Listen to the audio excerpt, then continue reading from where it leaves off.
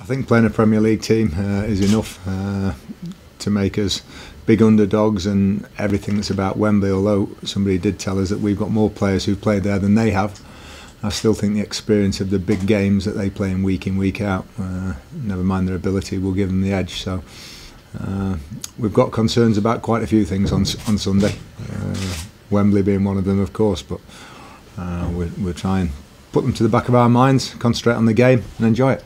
How much of a factor is your experience of the big occasion, albeit a different stadium now, but perhaps you've played at Wembley before? How big a factor is that? I can't do too much to help them. We can give them a little bit of advice about what it's going to feel like. We tried to do that in the quarter-final as well, when we were nervous in the first 20 minutes, half an hour, and I think the energy-sapping element of Wembley can kick in as well, but I'm hoping it'll kick in for Hull as well. Do you think there's more pressure on Hull because they are the Premier League team? Oh yeah, without doubt. Yeah, I would think they're expected to be in the final come May the 17th, and it's brilliant for us to get to the semi-final, and it will be an incredible achievement if we could get to the final. So we can go down, relax to a certain degree, without a bit of silly, we're going for a nice day out nonsense. We're still going to win the game. As we talk right now, Sheffield United have sold more tickets for this game than Hull City have. Yeah. What would it mean to everybody at the club and in this city if you could pull off? What would be a massive upset? Oh, it would be. It would mean so much to everybody. I think that the fact we've heard a few stories that the Hull supporters are saving themselves for the final. Whether that's true or not, we're not sure, but our fans certainly aren't.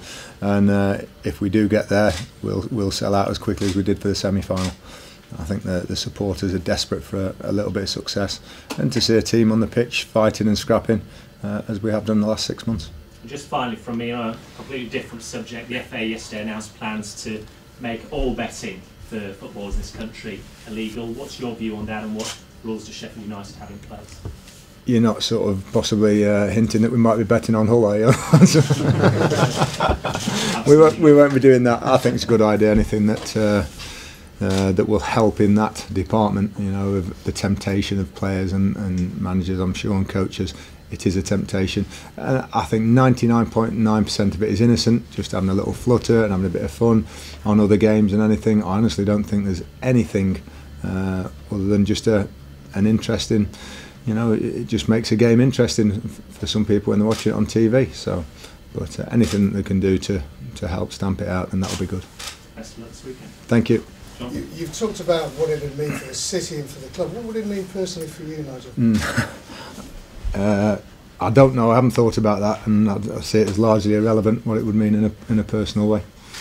Only having played at Wembley, I'm looking forward to leading a team out first and foremost. That'll be special, and but I wish I was 2 or 3 places back and actually playing rather than at the front.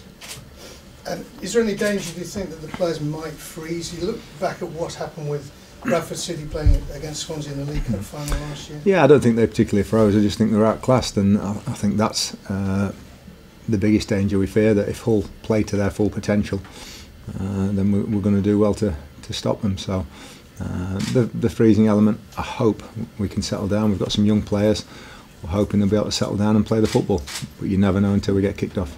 It's not something that you can advise them. You can't do too much to stop that, other than to get them as relaxed as possible leading up to the game. Just one final question, Nigel. You said all the way through this cover when you've been speaking to us that the league is the most important thing. Now you've got this far. If you were offered the chance to swap promotion for this, which one would you take? Cool. That's a tester. To actually getting to the final, we'd still have to take promotion. If you're talking about winning the FA Cup, that might be different, but just getting to the final, we'd have to take promotion. Do you think, in terms of the confidence that you've got from the cup run, you've beaten a lot of Premier League teams along the way, but it's actually gone into your league play and it's been beneficial all round, because you've talked about the changes you made the other night? Everyone would probably go for a shirt, aren't they, trying to prove what they can do? They are, without doubt. It's the improvement in form has gone hand in hand, the cup and the league together, and we're great believers in that, and that's why we've always picked the teams, and even in the early rounds, the first and seconds, the strongest possible teams that we had available to try and get through. Winning is a good habit, winning football matches, and it doesn't matter the competition. And I think we're only in 3 or 4 come the start of the season, so I think you should try and do your utmost to win each one of them. Does it offer an insight though into the quality of player that you've got that can rise to the occasion against better opposition and get results? Yeah, it does. You know, but they've been doing it the majority of the time in the league as well in the last 30 games. We can't ask too much more of them.